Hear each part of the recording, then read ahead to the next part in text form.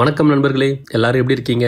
நீங்க எல்லாரும் நல்லா இருக்கீன்ற நம்பிக்கையோட நான் இந்த வீடியோவை ஆரம்பிக்கிறேன். இன்னைக்கு நாம இந்த வீடியோல என்ன பார்க்க போறோம்னா 1980களில் கன்னட மொழியில வெளியான ஒரு புத்தகத்தை பத்தி தான் பார்க்க போறோம். இந்த புத்தகத்தோட பேர் தயிர்காரி மங்கம்மா. இத கன்னட மொழியில எழுதிய ஒரு பேர் பாத்தீங்கன்னா ஸ்ரீனிவாஸ். கன்னட மொழியில வாசகர்கள் மத்தியில மிகவும் நல்ல வரவேற்பு பெற்றதால இந்த புத்தகம் சில ஆண்டுகளுக்கு பிறகு தமிழ்ல மொழிபெயர்க்கப்பட்டது. அந்த புக்கை நான் இப்ப படிச்சுட்டு தான் என்னோட ரிவ்யூவை நான் உங்ககிட்ட ஷேர் பண்றேன். இந்த புக்கு பாத்தீங்கன்னா ஃபுல் அண்ட் ஃபுல் பெண்களை பற்றியே எழுதப்பட்ட ஒரு புத்தகம். ரொம்பவும் இன்டெப்தா இல்லாம மேலோட்டமா பார்க்கும்போது பெண்களுடைய வாழ்க்கை என்றது உறவுகளை மையப்படுத்தி தான் இருக்கும். ஒரு பெற்றோருக்கு மகளா பிறக்கிற அவங்க மனைவி, மருமகள், ஒரு குழந்தைக்கு தாய், கொஞ்ச காலத்துக்கு பிறகு மாமியார், இன்னும் கொஞ்ச காலத்துக்கு பிறகு பாட்டி, இந்த மாதிரி ஒவ்வொரு காலகட்டத்திலையும் அவங்களுடைய பொறுப்பும் அவங்களுடைய உறவின் பெயரும் மாறிக்கிட்டே இருக்கும். இதை பத்தி தான் இந்த புக்ல இன்டெப்தா நமக்கு கொடுத்திருப்பாங்க.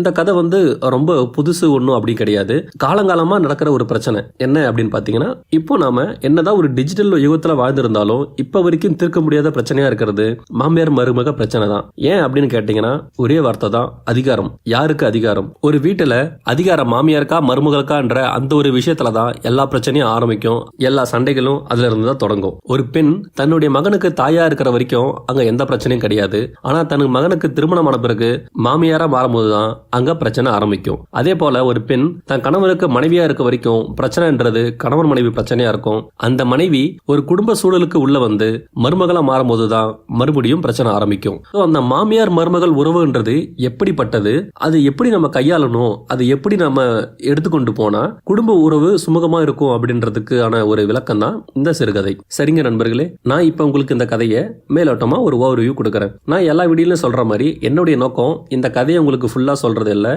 நான் படிச்ச மாதிரியே நீங்களும் இந்த புக்கை படிக்கணும் அப்படின்றதா என்னுடைய நோக்கம்.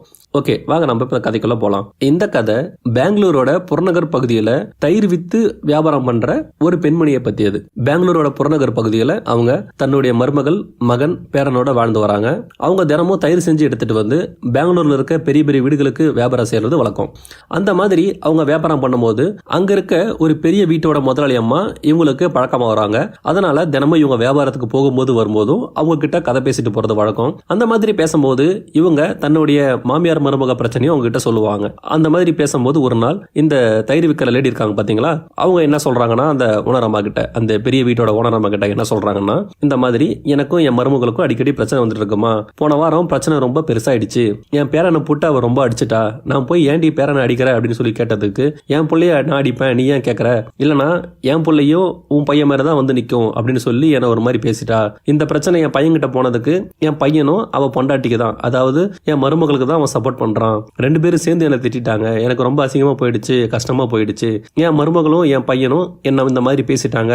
நான் இப்ப தனியா தான் இருக்கேன், நான் அவங்க கூட இல்ல, நான் பக்கத்துல தனியா ஒரு குடிசை போட்டு இருக்கேன், நான் தனியா தான் சாப்பாடு செஞ்சு சாப்பிட்டுட்டு இருக்கேன் அப்படின்னு இவங்க அந்த ஓனர் அம்மா கிட்ட சொல்றாங்க. அந்த ஓனர் அம்மாவும் வருத்தப்படாதீங்கம்மா, எல்லா வீட்லயும் இது நடக்கிறது தான், ரொம்ப நாளைக்கு இந்த சண்டை நீடிக்காது, கூடிய சீக்கிரம் நீங்களா ஒன்னாயிடுவீங்க அப்படின்னு அந்த ஓனர் அம்மா சொல்றாங்க.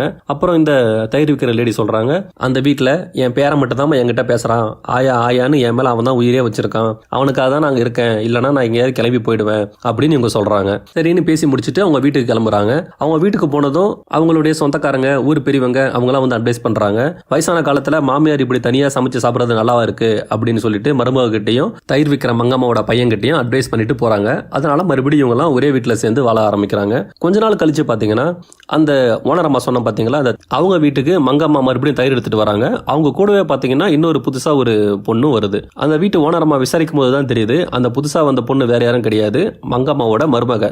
ஓனரம்மா தயிர் வாங்கிட்டு பிறகு மருமக என்ன பண்றாங்கன்னா, அத்தை நீங்க இங்கே இருங்க, நான் போயிட்டு வியாபாரத்தை முடிச்சுட்டு வரேன், போகும்போது நம்ம ரெண்டு பேரும் ஒன்னா வீட்டுக்கு போயிடலாம், நீங்க வெயில வர வேணாம் அப்படின்னு சொல்லிட்டு பானையை எடுத்துட்டு அந்த மருமக கிளம்புறாங்க வியாபாரத்துக்கு. அவங்க போனதும் ஓனரம்மாக்கு ஒரே ஆச்சரியம். மங்கம்மா கிட்ட கேக்குறாங்க, என்னம்மா பிரச்சனை எல்லாம் சரியாயிடுச்சா, நீயும் மருமகம் ஒன்னா வந்திருக்கீங்க, அது மட்டும் இல்லாம உன் வியாபாரத்தை உன் மருமக எடுத்து பண்ணிட்டு இருக்கா அப்படின்னு கேக்குறப்போ, ஆமாமா பிரச்சனை எல்லாம் சரியாயிடுச்சு, ஊர்க்காரங்க எங்க சொந்தக்காரங்களாம் வந்து பிரச்சனை பேசி சுமூகமா பண்ணி விட்டுட்டாங்க, அதனால இப்ப நாங்க எல்லாரும் ஒரே வீட்டுல தான் இருக்கோம், இப்ப எந்த பிரச்சனை இல்லாம எல்லாம் நல்லா தான் இருக்கும் அப்படின்னு மங்கம்மா சொல்லி முடிக்கிறாங்க. சொல்லி முடிச்சதும் இவங்க வேற சில கதையெல்லாம் பேசிட்டு மாமியார் என்ன பண்றாங்க, சரிம்மா நேரம் ஆயிடுச்சு நான் கிளம்புறேன் அப்படின்னு சொல்லிட்டு அவங்க வீட்டுக்கு கிளம்புறாங்க. கொஞ்ச நாள் கழிச்சு என்ன ஆகுதுன்னா, அந்த மருமக இருக்கா பாத்தீங்களா, அவங்க வியாபாரத்துக்கு வராங்க, தயிர் பானை எடுத்துட்டு அந்த ஓனரம்மா வீட்டுக்கு வராங்க. வந்துட்டு என்னம்மா இன்னைக்கு உன் மாமியார் வரலையா அப்படின்னு சொல்லிட்டு ஓனரம்மா கேட்கறாங்க. இல்லம்மா இனிமே மாமியார் வரமாட்டாங்க, அவங்களுக்கு வயசாயிடுச்சுல்ல, அவங்க வீட்டுல இருக்காங்க, இனிமே நான் தான் வியாபாரத்தை பாத்துக்க போறேன் அப்படின்னு வந்து மருமக சொல்றாங்க. இவங்க ஓனர் அம்மா கேக்குறாங்க, அம்மா உங்க வீட்டுல பிரச்சனை எல்லாம் சரியாயிடுச்சா? கொஞ்ச நாளைக்கு முன்னாடி உன் மாமியார் வந்து என்கிட்ட சொல்லி வருத்தப்பட்டாங்க, இப்ப எல்லாம் சரியாயிடுச்சுன்னு நம்புறேன், நீ கொஞ்சம் பார்த்து அனுசரிச்சு போ, அவங்க வயசானவங்கல்ல அப்படின்னு சொல்லிட்டு அந்த ஓனர் அம்மா சொல்றாங்க. அதுக்கு இந்த மருமக சொல்றாங்க, அம்மா பிரச்சனை எல்லாம் எல்லா வீட்டுல நடக்கிறது தான், ஆனா எங்க வீட்டுல நடக்கிற பிரச்சனைக்கெல்லாம் காரணம் நான் தான். என் மாமியார் ஒன்றும் தப்பு சொல்லக்கூடாது, அவங்க நல்லவங்க தான். ஆனா என் மாமியார் நல்லவங்கன்னு சொல்லிட்டு நான் அப்படியே விட்டா குடும்பம் எப்ப என் கைக்குள்ள வர்றது? அவங்க பையனை இன்னும் குழந்தையாவே பார்த்துட்டு இருக்காங்க. ஆனா பையனை நான் புருஷனா மாத்தினாதான் எதிர்காலத்துல என்னோட வாழ்க்கையும் என் பிள்ளையோட வாழ்க்கையும் நல்லா இருக்கும். அது அவங்களுக்கு புரிய மாட்டேங்குது. அதனாலதான் ஒவ்வொரு தடவையும் ஏதாவது ஒரு பிரச்சனையை ஆரம்பிச்சு என்னுடைய புருஷனை நான் வாயை திறந்து பேசுறபடி நான் பண்ணேன் அப்படின்னு அந்த மருமக சொல்றாங்க. அது மட்டும் இல்லாம என் மாமியார் தனியா இருக்கிறதால அவங்க தயிர் வித்து பண்ற வியாபாரத்துல வர பணத்தை அவங்க கண்டபடி செலவு பண்ண ஆரம்பிக்கிறாங்க. 4 காசு சேர்த்து வச்சாதான் எங்க குடும்பம் நல்லா இருக்கும். அதனாலதான் அவங்க கிட்ட பேசுற மாதிரி பேசி இந்த தயிர் வியாபாரத்தையும் நான் கையில எடுத்துக்கிட்டேன். அவங்க சண்டை போட்டு பிரிஞ்சு போனப்போ என் பையனை நான் தான் அவங்க குடிசைக்கு அனுப்பி வச்சேன், நீ ஆயா கிட்ட போ, அங்க போய் தூங்கு அப்படின்னு சொல்லிட்டு நான் தான் அனுப்பி வச்சேன். இல்லைனா ஒரே அடியா என் மாமியார் வீட்டை காலி பண்ணிட்டு போனாலும் போயிருப்பாங்க.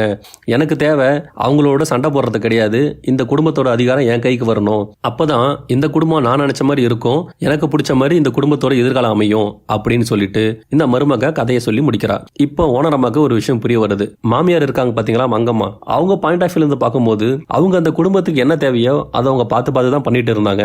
ஆனா அது எல்லாமே அவங்க விருப்பப்படி அமைஞ்சது.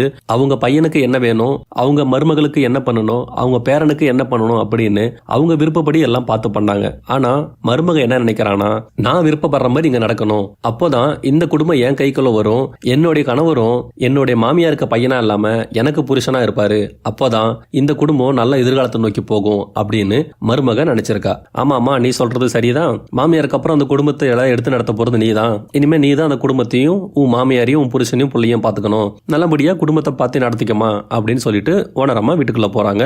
அந்த மருமகளும் தயிர் பானை எடுத்து தலையை வச்சுக்கிட்டு நான் போயிட்டு வரமான்னு சொல்லிட்டு அவ கிளம்பி போறா. இந்த இடத்துல இந்த கதை முடியுது. என்னடா இதெல்லாம் ஒரு கதை தூக்கிட்டு சொல்லிட்டு இருக்காடா அப்படின்னு நீங்க கேட்பீங்க. நான் உங்களுக்கு ரொம்ப மேலோட்டமா தான் சொல்லியிருக்கேன், அதனால உங்களுக்கு இது ஒரு பிளாட் லைனா தான் தெரியும். ஆனா நீங்க இந்த புக்கா படிச்சீங்கன்னா உங்களுக்கு இது ஒரு நல்ல எக்ஸ்பீரியன்ஸை கொடுக்கும். ஏன்னா இது கதை மாதிரியே இருக்காது. லைக் நம்ம வீட்டுல நம்ம பெரியவங்க எல்லாம் காசிப்ஸ் பேசுறது நம்ம கேட்டிருப்போம், கண்டிப்பா கேட்டிருப்போம். அது கேட்கும் போது நமக்கு ஒரு ஃபீல் இருக்கும், கிட்டத்தட்ட உங்களுக்கு அதே ஃபீல் தான் அதுல இருக்கும். ஒரு குடும்பத்துல நடந்த விஷயத்த நம்ம அப்படியே கண்கூடா பார்த்த மாதிரி இருக்கும். அந்த விஷயத்துல ஒரே ஸ்டோரிய 2 பேர் வேற வேற பெர்ஸ்பெக்டிவ்ல சொன்னா எப்படி இருக்குன்ற மாதிரி தான் கதை இருக்கும். ஃபர்ஸ்ட் மாமியார் இதை சொல்லுவாங்க, அவங்க சொல்லும் போது மாமியார் ரொம்ப நல்லவங்க, அவங்க வீட்டில் இருக்க மருமக தான் அவளை போட்டு கொடுமைப்படுத்துறான்ற மாதிரி இந்த ஸ்டோரி இருக்கும். ரெண்டாவது அந்த ஓனர் அம்மா கிட்ட மருமக வந்து அவ பாயிண்ட் ஆஃப் வியூல சொல்லும் போது ஆமா மருமக சொல்றது கரெக்ட் தான் அப்படின்னு நமக்கு தோணும். சோ இது நல்ல ஒரு காசிப் கேட்கிற ஃபீலிங் மாதிரி இருக்கும். ஆனா இது மனித உறவுகளை வந்து மையப்படுத்தி சொல்றது. ஒரு வீட்டுல அந்த மாமியார் மருமகளை தவிர 3ஆவதா ஒரு கேரக்டர் இருக்கு, அதான் அந்த பையன். அதாவது மாமியாருக்கு பையன், மருமகளுக்கு புருஷன். அந்த கேரக்டர் பத்தி அந்த கதையில ரொம்ப கம்மியா தான் கொடுத்திருப்பாங்க. ஆனா அதை படிக்கும் போது நிறைய இடத்துல காமெடியா இருக்கும். ஏன்னா ஒரு பையன் வந்து மகன் கணவன்ற அந்த பொசிஷன்ல வந்த பிறகு அவன் தன்னோட தாயையும் தான் மனைவியும் பேலன்ஸ் பண்ணணும். அதுல அவன் எவ்வளவு கஷ்டப்படுவான்றதை வந்து இது கொஞ்சம் காமெடி கலந்து கொடுத்திருப்பாங்க. அந்த விஷயம்லாம் ரொம்பவே நல்லா இருக்கும். இது நம்ம நிஜத்துல பாக்குறதும் கூட. ஏன் இந்த வீடியோ கேட்கிற நிறைய பேருக்கு உங்களுக்கு கல்யாணம் இருந்தா கன்ஃபார்ம் உங்களுக்கு அந்த ஃபீல் என்னன்னு புரிஞ்சிருக்கும். சோ அதையும் இதுல கொடுத்திருப்பாங்க. 2 அரசியல் கட்சிக்கு நடுவுல யாருக்கு அதிகாரம் அப்படின்ற போட்டியில மக்கள் தான் எப்பவுமே பாடாப்படுவாங்க. அதே மாதிரி தான் மாமியார் மருமகள் இவங்க 2 பேருக்கும் நடுவில் நடக்கிற அந்த அதிகார போட்டியில நடுவுல மாட்டிட்டு முடிக்கிறது என்னவோ ஆண்கள் தான். இந்த புக்ல எனக்கு பிடிச்ச இன்னொரு பாயிண்ட் இருக்குது. என்னன்னு பாத்தீங்கன்னா இந்த கதை வந்து அந்த ஓனர் அம்மாவோட பார்வையில எழுதப்பட்ட மாதிரி இருக்கும். அதனாலதான் இந்த கதை என்னமோ ரொம்ப எனக்கு படிக்க ரொம்ப சுவாரஸ்யமா இருந்தது. இதை பிளைனா ஒரு ஸ்டோரியா கொடுத்ததுனா கண்டிப்பா அதை நான் படிச்சிருக்க மாட்டேன், ரொம்ப எனக்கு போர் அடிச்சிட்டு இருக்கும். இதை நான் வீடியோவும் உங்ககிட்ட சொல்லியிருக்க மாட்டேன் நல்ல புக் அப்படின்னு. இந்த கதையை அந்த எழுத்தாளர் நமக்கு கொடுத்த விதம் தான் ரொம்பவே அழகா இருந்தது. இந்த புக்ல நான் படிச்சு தெரிஞ்சுக்கிட்ட விஷயம் என்னன்னா, இந்த புத்தகம் பாத்தீங்கன்னா கிட்டத்தட்ட 1980களின் முற்பகுதியில் எழுதப்பட்ட புத்தகம். அதாவது கிட்டத்தட்ட 40 வருஷத்துக்கு முன்னாடி எழுதப்பட்ட அந்த புத்தகம் இன்னைய வரைக்கும் நம்ம படிக்கும் போது நம்ம ஃபேமிலிக்கோ நம்மளை சுத்தி இருக்க ரிலேஷன்ஷிப்கோ இது கண்டிப்பா ரிலேட் ஆகுது. அதுலதான் இந்த புக்கோட வெற்றின்றது இருக்கு. உங்களுக்கு டைம் கிடைச்சா வாய்ப்பு கிடைச்சா கண்டிப்பா இந்த புக் வாங்கி படிங்க. இது உங்களுக்கு ஒரு நல்ல ஃபீலை கொடுக்கும். கன்னடத்துல தயிர்காரி மங்கம்மா அப்படின்ற பேர்ல வெளிவந்த இந்த புத்தகம் தமிழ்ல கன்னட சிறுகதைகள் தொகுப்பு அப்படின்ற ஒரு பெரிய சாப்டர் கீழே வருது. வாய்ப்பு கிடைச்சா தவறாம வாங்கி படிங்க. அவ்வளவுதான் நண்பர்களே, இந்த புக்ல நான் படிச்சது எனக்கு பிடிச்சது எல்லாத்தையும் உங்ககிட்ட ஷேர் பண்ணிட்டேன். வேற ஒரு வீடியோவில் வேற ஒரு நல்ல புக்கோட வந்து நான் உங்களை மீட் பண்றேன். Thanks for your time. நன்றிகள்.